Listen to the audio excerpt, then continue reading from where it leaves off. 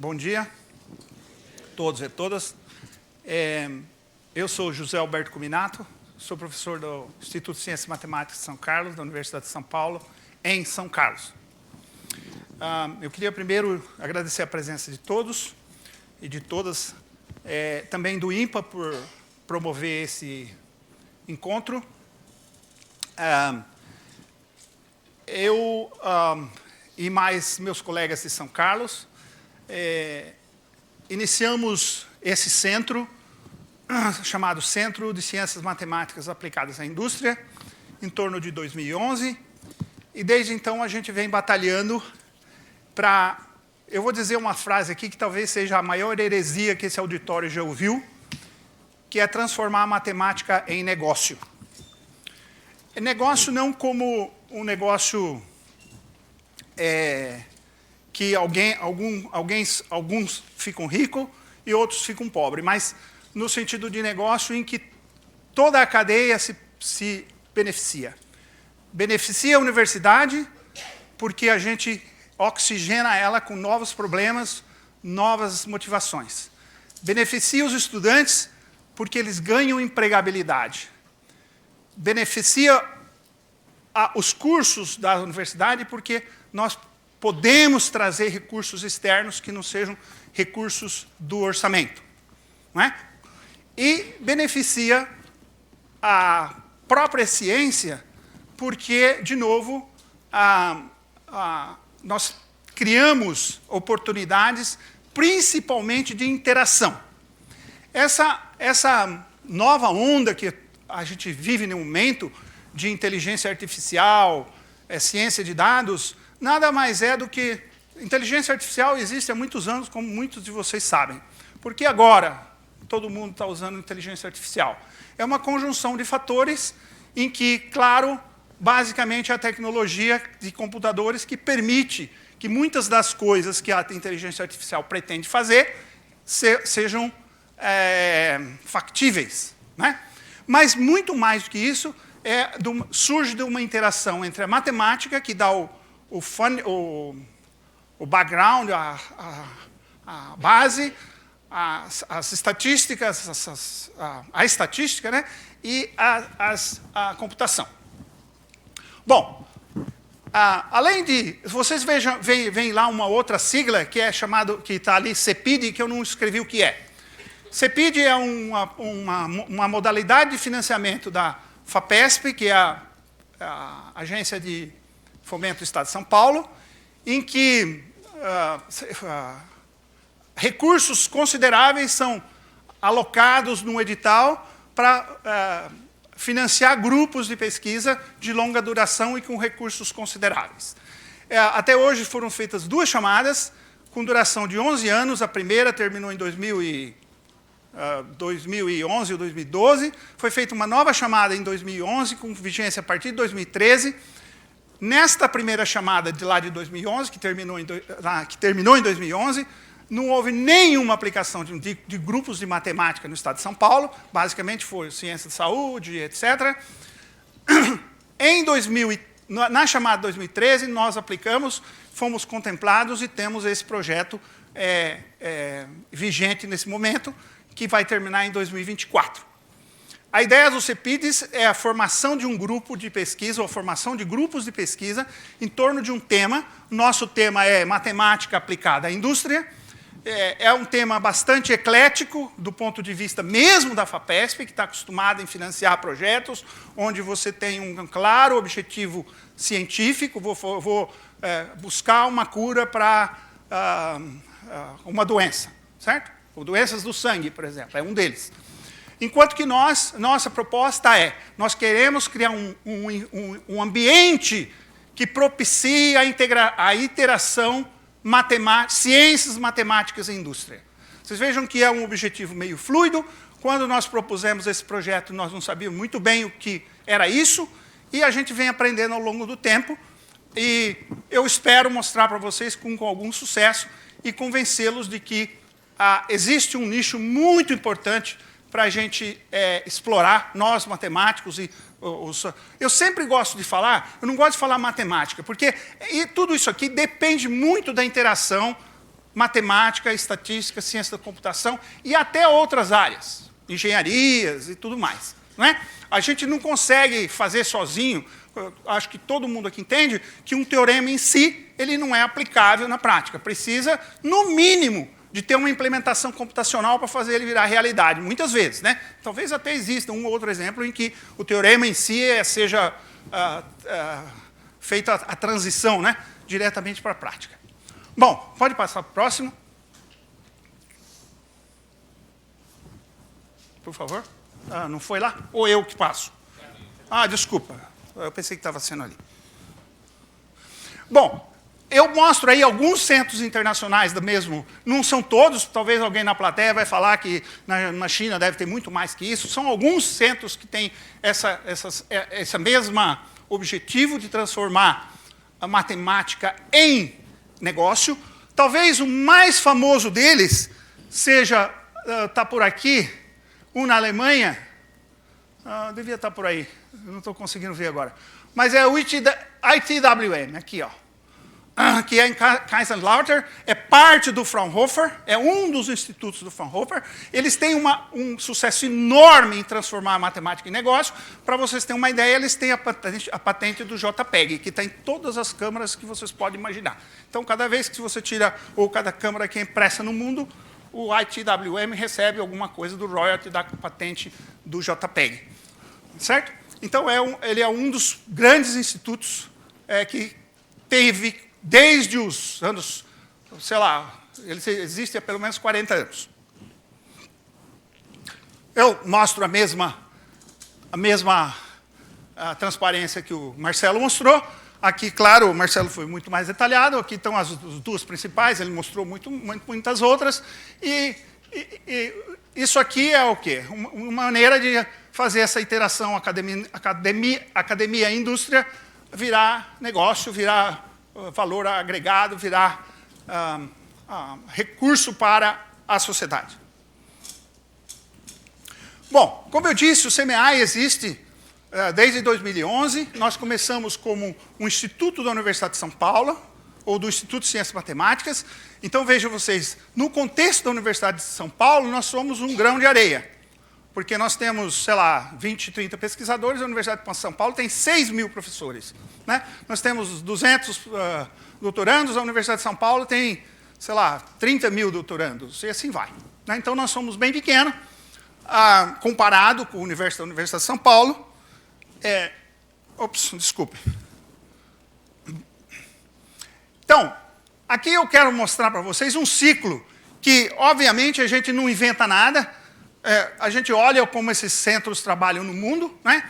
E eu, particularmente, eu tentei imprimir no CMEI muito o que eu vi em Oxford, quando eu fiz doutorado lá, e que o centro lá chama, esse aqui, Ockham, Ockham, KTM, ao longo dos anos, ele vem mudando de nome, de função e de abrangência. Hoje, acho que eles chamam de KTN, que é alguma coisa que Knowledge Transfer Network, que, na verdade, hoje não está mais em Oxford, está em Londres. Eu imagino que lá na academia. E a ideia é, como o nome fala, Knowledge Transfer Network, quer dizer, já não envolve só matemática, já envolve outras áreas, envolve o pessoal da engenharia, e eles tendem a ser mais interdisciplinar, digamos. Então, esse modelo que nós tentamos seguir é um modelo que segue lá. Você busca um problema na indústria, faz uma análise, tenta, depois de resolvido o problema, ou de feito uma análise, eu não queria usar de novo a palavra análise, mas tendo visto o problema em todos os seus aspectos, talvez proponha um desenvolvimento, não necessariamente resolve o problema, porque muitas vezes o problema é muito complicado, muito complexo. Se resolve o problema, também age na transferência de tecnologia, e o que nós estamos começando agora, o treinamento corporativo, educação corporativa. Né? Tudo isso é muito importante nessa coisa de relacionamento com a indústria. Porque se você propõe um algoritmo, faz um sistema, e chega lá e deploy na indústria, simplesmente como em geral, essas coisas não funcionam. Não é? Porque as pessoas lá não têm o conhecimento necessário, não têm, preferem usar uma coisa que é bonitinha, não sei mais o quê. Bom, quais as áreas de pesquisa? Nós começamos vejam vocês, porque como o projeto da FAPESP, lembra, a FAPESP é uma instituição que está enterrada até a cabeça com ciência. Não é? Então, eles querem ver, eles não gostam dessa história, nós vamos fazer isso, aquilo, muito fluido, não é com eles. Então, eles gostam de ver onde estão publicações, essas coisas todas. Talvez estejam certos, porque a gente não pode bobear com dinheiro público, principalmente. Então, nós começamos com base em 3 grupos. Veja, é no estado de São Paulo, isso não é só em São Carlos. Então, nós envolvemos a Unicamp, envolvemos São Paulo, a cidade de São Paulo, envolvemos algumas Unesps no interior, envolvemos o ITA-CTA em São José dos Campos. E, digamos assim, os grupos principais desse sistema em pesquisa é a otimização, com o grupo da Unicamp, um grupo em São Carlos. Depois, mecânica de fluidos, com o João Azevedo em São José dos Campos. Nós, lá em São Carlos, um grupo em mecânica de fluidos não newtonianos. E o grupo de ciências e dados, que é, digamos, a hype. Aqui nós estamos incluindo, então, hoje, estatística. Nós começamos com 2 grupos... Oh, desculpa, meu Deus. Isso aqui é um desastre. Vai para lá. Nós começamos com 2 grupos, que era estatística ou análise de risco e inteligência artificial. E hoje, o acordo dos próprios grupos, eles decidiram juntar. Como vocês podem ver, mecânica de fluidos é, digamos, o primo pobre dessa história, porque é uma ciência mais, digamos, que talvez menos em moda. Mas como vocês verão também, hoje os nossos maiores projetos estão aqui juntamente com a Petrobras. Né? Nossa equipe, santo Deus, nossa equipe hoje, nós temos 33 pesquisadores principais, só para vocês verem que, diferentemente, a FAPESP fica desesperada com esse número, porque eles acham isso um absurdo, porque os outros 16 CEPIDs têm 3, 4, 5, quando muito. Nós temos 33. Por quê? Porque a cada projeto, geralmente, está associado a uma pessoa que tem que ser responsável pelo projeto. E nós temos vários projetos. Veja, nós prometemos fazer isso. Então, eles não podem falar para vocês têm muito projeto. Não pode. Certo? Porque nossa promessa era ter projetos. Certo? Se os projetos vão dar certo ou não, isso é uma outra história, que depois nós vamos ter que prestar conta lá na frente. Mas, pelo menos, no momento, é esse. Depois nós temos 73 associados, um número enorme de doutorandos, porque nós estamos espalhados por vários locais. Presidente Prudente, São José do Rio Preto, Campinas, né, lógico, São Carlos, Araraquara, Botucatu, etc. Postdocs, que nossa grande força. Né? E, bom, esse é o tamanho desse negócio, que, como eu disse, dentro da Universidade de São Paulo, é pequeno. Vejam vocês, eu faço questão de falar isso, porque desde o primeiro momento, nós pusemos na nossa proposta, 2011, que nós precisávamos ter um equipamento de computação de alto desempenho. O Brasil é pobríssimo nessa área. Aqui no Rio de Janeiro, talvez por sorte, tem lá o Santos Dumont agora, que é um senhor computador, está sendo bem administrado, tudo mais. Mas veja, para um país do tamanho do Brasil, nós contarmos com um computador de alto desempenho é quase que ridículo. Não é? A FAPESP, com o dinheiro que tem, que talvez muita gente pense que tem muito, é muito errática nesse assunto. Ela financia a DOC, quer dizer, você vai lá, pede um clusterzinho para chamar de seu, eles te dão, você põe lá, ninguém mais usa, se usa, se não usa, paga caro por ter banda de processamento larga, depois usa tudo serial, e se tivesse comprado 30 PCs, fazia o mesmo efeito.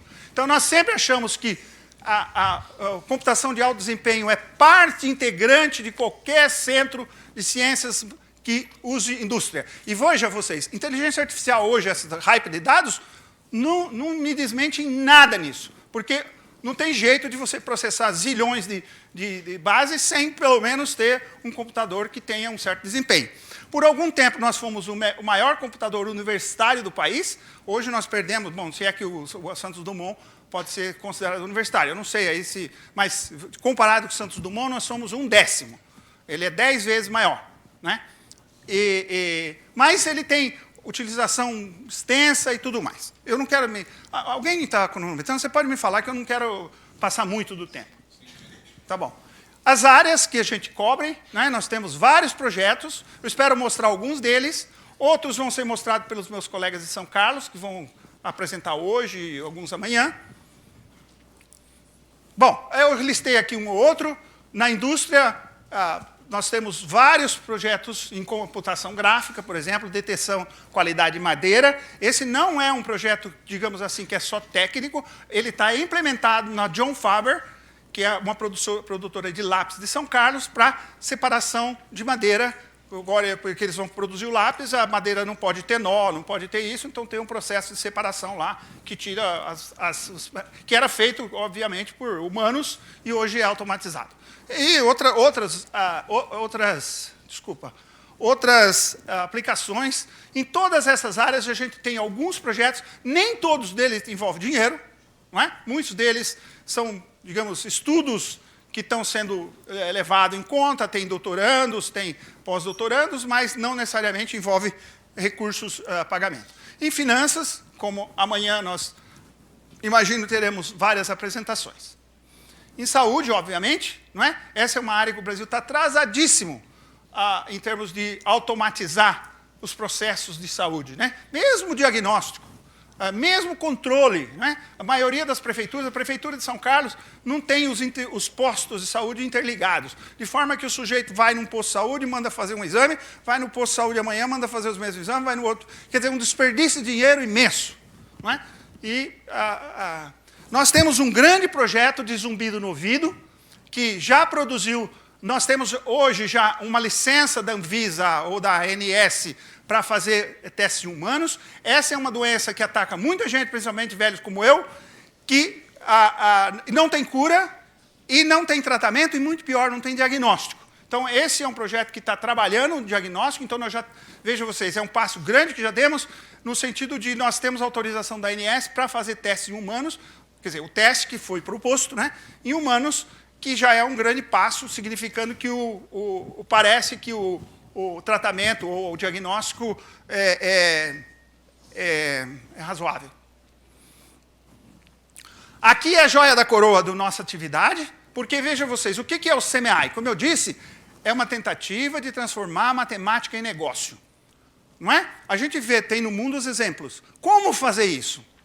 É um negócio bastante complicado, talvez não pareça, mas é bastante complicado, porque você tem que convencer o outro lado a te dar dinheiro, talvez em troca de uma promessa. Né?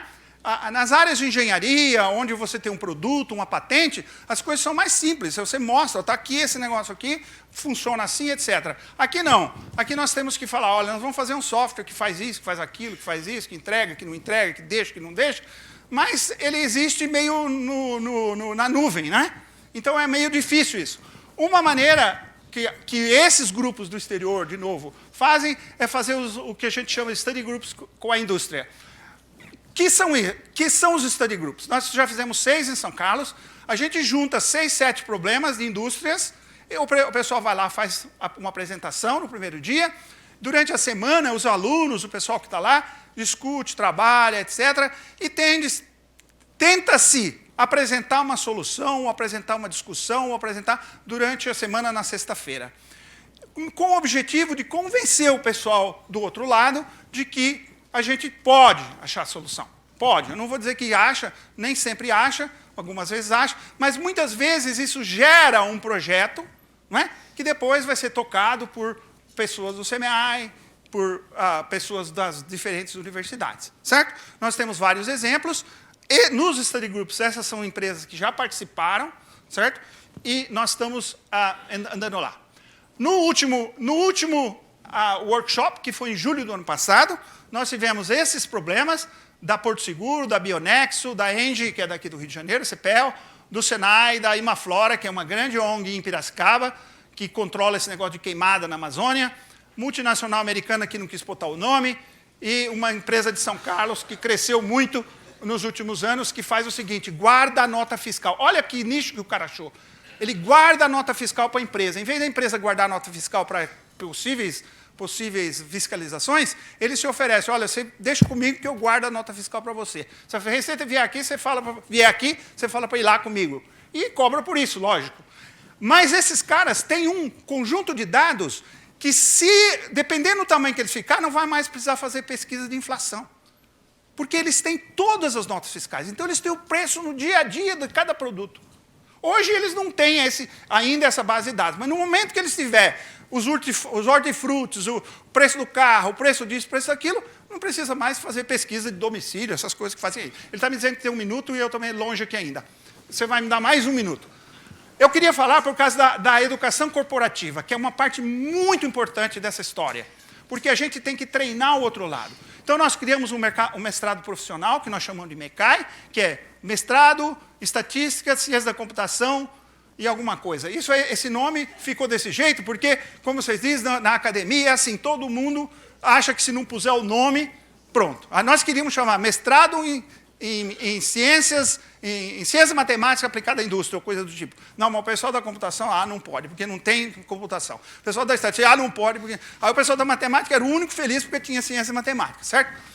Mas aí ficou com esse nome, mas a gente chama de MECAI, esquece o que está por trás e vamos em frente. São 20 vagas, já estamos no 6ª turma, todo ano nós temos uma imensidão de gente que se aplica, não é?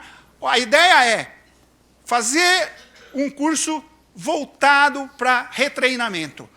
Nos bancos, por exemplo, maioria não, mas muitos dos funcionários do banco são engenheiros formados na Poli, São Carlos, na UFRJ, sei lá onde, que tiveram um curso de estatística, um curso de otimização. No entanto, eles rodam lá o MATLAB, com aqueles programas MATLAB, Black-Scholes, que provavelmente eles não sabem nem o que é, né? E vomita resultados, e esses resultados ele fala, aplica nessa aqui que dá certo. E aí, muitas vezes, não dá, né? Porque as hipóteses não estão satisfeitas. E o pessoal não entende o que está se feito por trás. O mestrado teria esse objetivo. Eu imagino, é muito cedo para avaliar, imagino, mas estamos no caminho. Educação corporativa. Então, no momento, nós temos um MBA que abriu esse ano, em Ciência de Dados. Esse curso é pago. Para você ter uma ideia, nós tivemos... Francisco, 600 inscrições, 120 vagas, certo? Teve um monte de gente que ficou de fora, reclamou muito. A CGU tem 20 alunos, a Serasa tem 20 alunos. Então, é um curso que a gente pensa, veja, nós pensamos nele como um jeito de a gente arrumar recursos para manter as coisas funcionando, certo? Não vou dizer para vocês, é nossa parte, digamos, porque a gente precisa de dinheiro, nada cai do céu, não é? E depois nós temos o MECAI, e depois nós temos curso de extensão, resolução de problemas mais imediatos, gente que liga lá, fala, olha, eu gostaria, essa semana mesmo tive um cara de Ubatuba que fez um prédio e fez a exaustão do gás, de se vazar gás, ele fez errado, e aí ele queria validar aquilo que estava escrito. Então precisaria rodar um programa que simulasse como é que o gás, eu digo gás de queimar, gás de cozinha. Bom, reuniões e workshop com a indústria. Nós temos 2 empresas que foram spin-offs do CMAI, uma em São Carlos, uma em Campinas, acho, não é?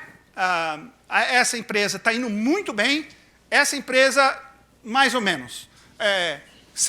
Assumindo que nas spin-offs, em geral, o success rate é 10%, de 2, se nós tiver uma, é 50%, não é?